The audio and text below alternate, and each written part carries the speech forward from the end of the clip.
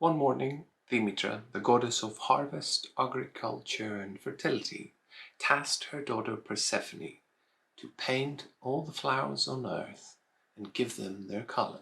Demeter then left, letting her daughter get on with her task.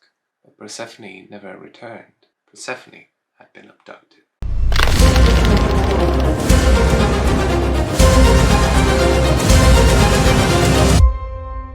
Demeter traveled far with Hecate's help and looked for Persephone but could not find her.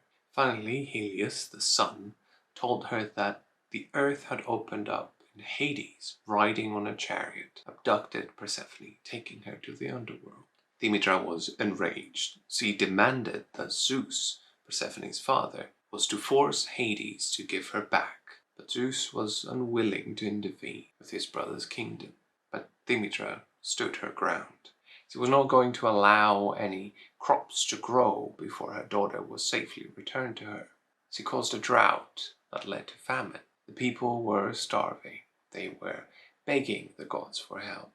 Her strategy worked. Under pressure, Zeus and the other gods agreed that Persephone was to be returned to Demeter immediately. But Hades hadn't said his final word.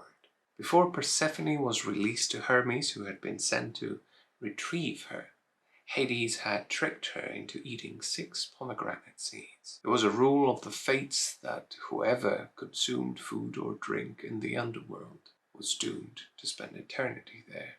It was therefore agreed that Persephone was to spend 6 months in the underworld and 6 months with her mother. Every time that Persephone would leave her mother, Demeter would grieve, and her grief would be reflected in her realm. The crops would die as winter takes over, but when Persephone returns, she brings with her the spring. Crops flourish, nature smiles, and flowers bloom. This myth is, of course, how the ancient Greeks explained the changing seasons and how they celebrated the coming of spring. In fact, the Eleusinian mysteries were just that. They were an annual cult celebration of Persephone's return, open only to the initiated and veiled in secrecy. Persephone became the queen of the underworld.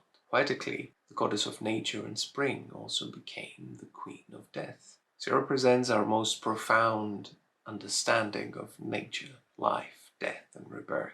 The same power that brings us into this world takes us away, and the earth, our mother, grieves in lands that perish from her grief. Persephone is humanity's most elegant and profound metaphor. Thank you for watching.